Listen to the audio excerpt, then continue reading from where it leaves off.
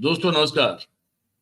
4 PM Gujarat पर आप सभी का बहुत बहुत स्वागत है। मैं हूं आपका दोस्त मयूर जानी। दोस्तों इस वीडियो में, इस कार्यक्रम में हम आपको एक और महाठग की कहानी सुनाने जा रहे हैं, जो कि पिछले कुछ समय से अच्छों को जो है वो ठग रहा है, पैसे ऐंठ रहा है, अपनी धौंस जमा रहा है और पता नहीं और क्या-क्या कर रहा है। आपको एक किस्सा याद होगा कि पिछले साल हमने वो किरण पटेल के बारे में आपको एक पूरी सिलसिलेवार जो है एपिसोडिक आपको जो है खबरें दिखाई थी, है ना? और वो आपको याद होगा कि अपने आप को प्रधानमंत्री कार्यालय का एडिशनल डायरेक्टर के तौर पर, और वो भी एडिशनल डायरेक्टर स्ट्रेटजीज, वो एक उसने बाकायदा अपना भारत के राज्य चिन्ह वाला वो विजिटिंग कार्ड छपवाया था। और कैसे वो नकली एडिशनल डायरेक्टर ऑफ पीएमओ बन के जम्मू कश्मीर जैसे अति संवेदनशील सेंसिटिव एक राज्य में कैसे वो 6 महीना जो है घूमता रहा, वहां के आईएएस और आईपीएस अफसरों की मेहमान नवाजी भुगतता और एंजॉय करता रहा, और पता नहीं उसने वहां जाके क्या क्या कांड किए, वो सब चीजें हमने आपको बताई थी। अब उस लेवल का नहीं, लेकिन उससे नीचे के लेवल का एक और, हालांकि बीच में आपको पता होगा हमने खबरें बताई, आपको दिखाई है कि नकली मुख्यमंत्री कार्यालय का नकली पीए 2 बार अलग अलग लोगों के रूप में पकड़ा गया, और बहुत सारी चीजें नकली पकड़ी जा रही है हमारे यहाँ। नकली सरकारी कचहरियां पकड़ी जा रही है, सरकारी नकली स्कूल पकड़ी जा रही है, नकली अस्पतालें पकड़ी जा रही है। एक और नकली अफसर जो है वो पकड़ा गया। अब इसमें हम आपको कोई दृश्य दिखा नहीं पाए, वो इसलिए नहीं दिखा पाएंगे क्योंकि इसका चेहरा जो है वो इसकी शिनाख्त हो पाए, ऐसा कोई फोटो या वीडियो अभी उपलब्ध नहीं है, और अभी तक वो पुलिस की गिरफ्त में नहीं है। बताया जा रहा है कि पुलिस उसको पकड़ने के लिए, हमारी जो पुलिस है यहाँ अहमदाबाद की, वो उसको पकड़ने के लिए मुंबई के लिए रवाना हो चुकी है। अब वो जब पकड़ा जाएगा तो उसके चेहरे को हम देख पाएंगे, आपको दिखा भी पाएंगे, लेकिन फिलहाल आपको हमारा चेहरा देखना है, और हम जो आपको खबर बताएंगे वो खबर आपको सुननी है बस। तो हुआ कुछ यूं है, मैं आपको बताना चाहता हूं, मैंने खबर अपने सामने पूरी खोल के रख दी है। ये, इसका नाम है रुपेश दोषी। इस ठग का नाम रुपेश दोषी है। और ये क्या कर रहा है? ये कर रहा है ये कि ये प्रमोशन देने की लालच दे रहा है, बदली या ट्रांसफर करवाने की भी जो है वो लालच देता है। और ऐसा करके इस रुपेश दोषी नाम के ठग ने, या तो महाठग ने, अब तक जो जानकारी मिल रही है 20 या 20 से थोड़े ज्यादा सरकारी अफसरों को और कर्मचारियों को जो है वो ठगा है।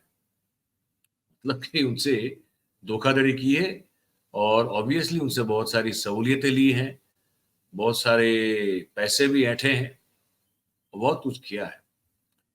तो क्या क्या है वो चीज मैं आपको बताता हूँ। तो खबर जो आ रही है वो ये है कि ये रुपेश दोषी जो है, उसकी पर्सनालिटी कुछ बड़े आला दर्जे के सरकारी अफसर जैसी है, मतलब एकदम टाइट। और उसको वो पता भी है कि मैं, मतलब कि अगर उस स्वांग में अगर आ जाऊं सरकारी बड़े अफसर बाबू का, तो मैं लग सकता हूं, और मैं सामने वाले को टोपी पहना सकता हूं, चूना लगा सकता हूं, और चबा के खाकर फिर थूक भी सकता हूं। ये वो जानता है, इसके बारे में ये कहा जा रहा है कि वो जानता है कि उसकी पर्सनालिटी क्या है और उसका क्या प्रभाव, वो उस प्रभाव का क्या इस्तेमाल कर सकता है। तो क्या कर रहा है? अहमदाबाद म्यूनिसिपल कॉरपोरेशन और अहमदाबाद कलेक्टर कचहरी जो है हमारी, वहां पे ये, वहां के कुछ अफसर और सरकारी कर्मचारी जो है, वहां से उसने पैसे ऐंठे हैं। कैसे है? तो इस तरह से कि भाई, अब होता है ना कि यार हमको यहाँ नहीं वहां बदली करवा दो, तो ये कहेगा कि यार बिल्कुल करवा देंगे, क्यों नहीं करवा देंगे, हम तो ये है, हम वो है, हम इतने बड़े आदमी हैं, तुम्हारा हर काम चुटकी में हो जाएगा, तुम चिंता मत करो। तो एक कर्मचारी जो है, बताया जा रहा है कि ये इस तरह से जो सरकारी कर्मचारी जो भी ठगा गया है, जिसके साथ धोखा किया है रुपेश दोषी ने, उसने क्राइम ब्रांच में जाके एफआईआर दर्ज करवाई। हालांकि आमतौर पे सरकारी कर्मचारी ऐसा करते नहीं है, क्योंकि उनको भी फिर वो हिसाब देना पड़ता है कि ये पैसा जो तुमने दिया इसको ट्रांसफर करवाने के लिए या तो प्रमोशन करवाने के लिए, भैया ये पैसा तुम लाए कहाँ से? तो वो जाना मुनासिब नहीं समझते कि कहाँ मतलब पकड़े जाएंगे। वो तो पकड़ा जाए ना जाए, लेकिन हम जरूर से पकड़े जाएंगे, तो वो टालते। लेकिन ये गया, ये जब गया तो उसने एफआईआर दर्ज करवाई। तो फिर पता चला पुलिस को, धीरे धीरे जब क्राइम ब्रांच ने जांच शुरू की, तो पता चला कि अहमदाबाद में कॉरपोरेशन और कलेक्टर कचहरी के कम से कम 20 अफसर या कर्मचारी का वो चूना लगा चुका है। ठीक है, म्युनिसिपल कॉरपोरेशन के कर्मचारी ने उसके खिलाफ ये एफआईआर दर्ज करवाई है। और रुपेश दोषी के खिलाफ बताया जा रहा है उसकी उम्र 60 साल की है।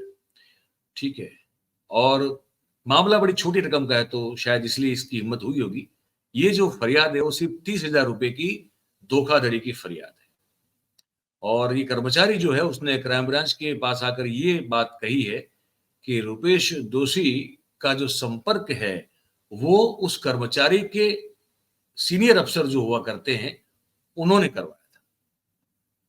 मतलब समझ लीजिए कि वो सीनियर अफसर भी इसके शिकंजे में होगा। तो इस कर्मचारी के सीनियर अफसर ने रुपेश दोषी नाम के इस ठग का परिचय करवाया था, और उसके सीनियर अफसर ने कहा था कि रुपेश दोषी केंद्र सरकार में बड़ी ऊंचे दर्जे की, बड़ी आला दर्जे की पहचान रखता है, और बड़ी उच्च लेवल पे एक जो हमारी सुरक्षा एजेंसी होती है राष्ट्रीय स्तर पर, वहां ये भाई साहब जो हैं बड़े ऊंचे ओहदे पे डेप्यूटेड है, वो वहां पे वो पद पर विराजमान है। तो ये तो कभी भी चाहे तो किसी का भी बेड़ा पार कर सकते हैं। ये उस म्युनिसिपल कॉर्पोरेशन के कर्मचारी के सीनियर अफसर ने उस कर्मचारी को बताया था। अब जब आपका बॉस जो है, जिसके साथ आप प्रतिदिन काम करते हो, अगर वो ये कह दें कि ये तो भाई बहुत बड़ा आदमी है, ये तो सेंट्रल सिक्योरिटी एजेंसीज जो हमारी होती है कोई बड़ी, उसमें एक बड़े पोस्ट पे बैठा हुआ है, तो फिर आप ज्यादा दिमाग आमतौर पर लगाता नहीं है कोई। इस कर्मचारी ने भी नहीं लगाया। तो आगे उसको ये बताया गया कि भाई इस व्यक्ति का, मतलब रुपेश दोषी का जो रिश्ता है वो बड़े बड़े आईपीएस, बड़े बड़े आईएएस अफसर, बड़े बड़े पॉलिटिशियंस, इन सबके साथ है, तो इनकी तुम सेवा करो। क्या कहा गया? ये कहा गया कि ये जो बड़े बाबू है रुपेश दोषी, इनका सेवा वेवा किया करो कुछ तुम, तो तुम्हारा भी कभी भला हो जाएगा, कल्याण कर देंगे तुम्हारा। तो सेवा करोगे तो कभी मेवा मिलेगा तुमको। तो इस कर्मचारी ने क्या किया कि रुपेश दोषी को कई बार छोटे मोटे कुछ गिफ्ट दिए। और वो उसने जब कहा तो उसके लिए टैक्सी भाड़े पे, रेंट पे टैक्सी का इंतजाम किया, उसके पैसे चुकाए। उसने कहा कि इस होटल में हमारा रूम बुक कर दो, तो वहां उसका रूम बुक करने का पैसा दे दिया। उसने कहा खाना पीना वहां रहेंगे तो तुम बिल भरोगे, तो उसने वो बिल भर दिया। ठीक है, और उसके बाद उसने रुपेश दोषी को कहा कि माई बाप थोड़ा हमारा भी जो है वो बदली या ट्रांसफर करवा दे। ठीक है, तो जब ये कहा तो रुपेश दोषी ने कहा कि अब ऐसे तो नहीं होता ना, तुम एक काम करो, टोकन अमाउंट के तौर पर जो है हमको सगुन के 30,000 रुपया भी दे दो। वो खर्चा अलग, जो टैक्सी का भाड़ा चुकाया, जहां कहा वहां होटल में रहने के लिए कमरा बुक किया, खाना पीना वो खर्चा उठाया, ये अलग बात है, ये इसको गिनना नहीं है इसमें। ये अलग से 30,000 रुपये लिए, और कहा कि इस तो इतना तो भाई तुम, थोड़ा तुमसे ज्यादा नहीं लेंगे, लेकिन भाई देखना पड़ता है, तो 30,000 रुपये लाओ। 30,000 रुपये दे दिए। उसके बाद फिर जो जो तबादला है वो तो हुआ नहीं। तो हुआ नहीं, तो ये म्यूनिसिपैलिटी के कर्मचारी ने पूछना शुरू किया कि माई बाप कब होगा, तबादला कब होगा हमारा। तो इसने जो है वो टालना शुरू कर दिया इस सवाल को कि होगा यार, होगा, अभी होगा, तभी होगा, कभी तो होगा ही होगा। तो ठीक से जवाब मिल नहीं रहा था उस कर्मचारी को। तो पुलिस का ये कहना है कि रुपेश दोषी के खिलाफ जो ऑफिशियल फरियाद है वो तो ये एक ही मिली है, लेकिन पता ये चल रहा है कि कलेक्टर कचहरी, अहमदाबाद म्युनिसिपल कॉर्पोरेशन की कचहरी, हो सकता है कि और भी बहुत सारी जो सरकारी कचहरियां हैं, वहां पे ये व्यक्ति रुपेश दोषी अपनी पहचान केंद्र सरकार की बड़ी ही हाई लेवल की सिक्योरिटी या इंटेलिजेंस एजेंसी के बड़े अफसर के तौर पर देता था और उसके बाद उन लोगों से अपने होटल में रहने, खाने-पीने का बिल भरवाता था, टैक्सी और बुक करवाता था। फ्लाइट में कहीं अगर जाना या आना हो तो फ्लाइट में आने-जाने की टिकटें बुक करवाता था और इसके अलावा भी और कांड इसके हो सकते हैं, ये क्राइम ब्रांच को लग रहा है। अब वो जैसे-जैसे परतें खुलेंगी, वैसे-वैसे वो चीज़ें सामने आएँगी और जैसे-जैसे वो सामने आएँगी तो हम आपको ज़रूर से बताएँगे। लेकिन यहाँ भी हमको जो जो जिस चीज़ का डर है, वो यही है कि किरण पटेल का तो बहुत ही हाई प्रोफाइल मामला था। मतलब कोई आदमी की औकात है इस देश में कि अपने आप को प्रधानमंत्री कार्यालय का डायरेक्टर बताकर जम्मू कश्मीर में जो है वो ऐश करके लौटे, मतलब फिर उसके बाद पकड़ा जाए और उसके खिलाफ यूएपीए ना लगे, तो वो वहाँ पे मट्टी डाल दी गई। वो केस अब जो है ठंडे बस्ते में है एक तरह से। तो इसके मामले में शायद कहीं ऐसा ना हो, ऐसा डर है। क्योंकि ये सब हिम्मत कब आती है लोगों में पता है करने की? जब उसको पता होता है कि कोई ना कोई एक सत्ता की वो जो सीढ़ी है, वहाँ पे कोई एक ऊँची जगह पर बैठा हुआ जो आदमी है, वो हमको बचा देगा। वो हमारा बाल जो है वो बांका होने नहीं देगा, तब ये सब होता है। तो और लोग ये कहते हैं, कुछ वर्ज़न है हमारे पास, कि 5 साल से वो इस तरह से जो है वो धौंस जमा रहा था लोगों पे, रौब दिखा रहा था अपना और प्रभाव भी जैसे मैंने कहा उसका एक बड़े सरकारी अफ़सर जैसा दिखता था वो, ऐसे ही एटिकेट में वो रहता था और कॉन्फिडेंस उसका गज़ब का था, ठीक है? और अहमदाबाद और गांधीनगर दोनों में उसने सिर्फ़ पुलिस डिपार्टमेंट को छोड़ दिया, बाकी सभी सरकारी डिपार्टमेंट्स जो हैं, वहाँ पे उसने अपनी पैठ बनाई और इसी तरह से लोगों का मुंडन किया है, चूना लगाया है और पता नहीं इसमें कत्था था कि नहीं लेकिन चूना ज़रूर लगाया है, ठीक है। और इसके जो मोडस ऑपरेंडी है वो बड़ी गज़ब की है कि जो लोग इसका शिकार बने हैं, वो ज़्यादातर लोग जो हैं वो इस व्यक्ति से कैसे मिले होंगे? तो बताया जा रहा है कि वो ऐसे मिले हैं कि उनके सीनियर ऑफिसर्स ने ही उन कर्मचारियों के सीनियर ऑफिसर्स ने ही रुपेश दोषी की मुलाकात और पहचान इन लोगों से करवाई, ये कह के कि ये बहुत बड़ा अफ़सर है केंद्र सरकार की गुप्तचर एजेंसी का।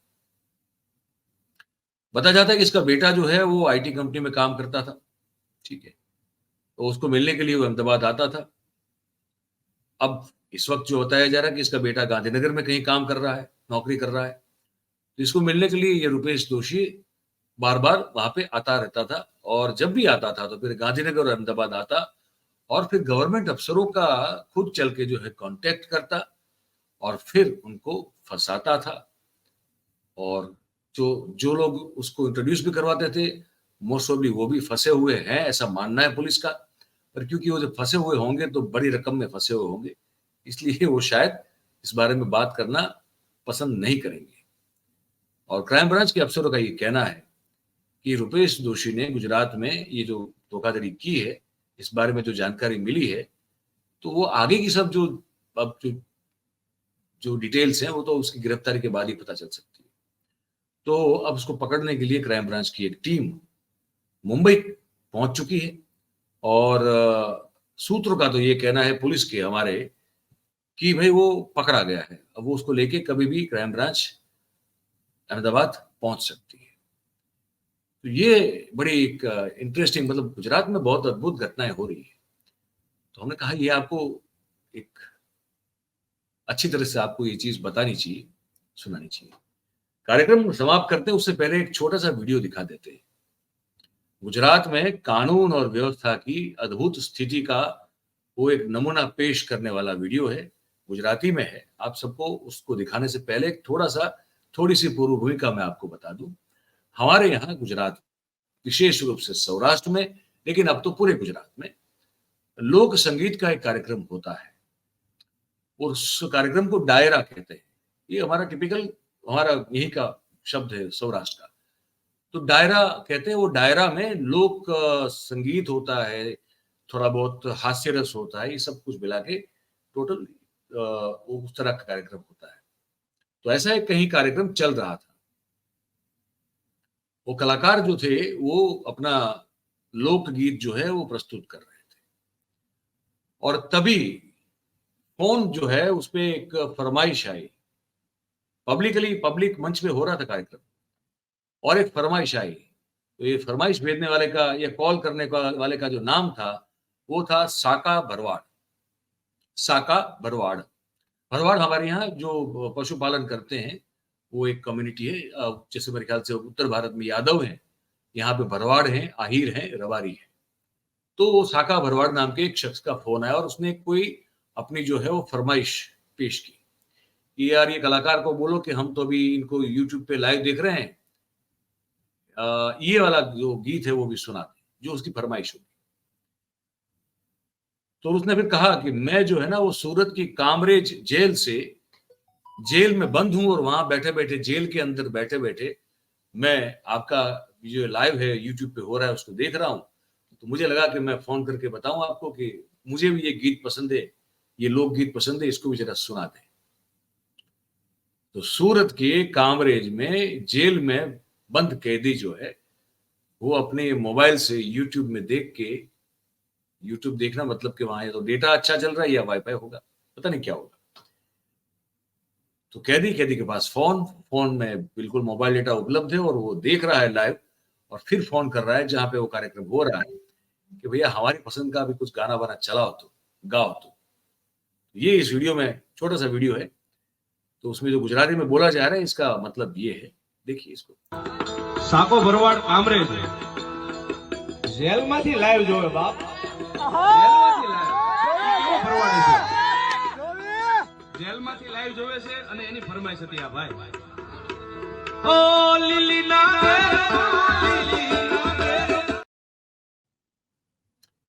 लोक कलाकार कह रहा है कि साका भरवाड़ कामरेज से जेल से फ़ोन कर रहा है और फरमाइश पेश कर रहा है, बताइए।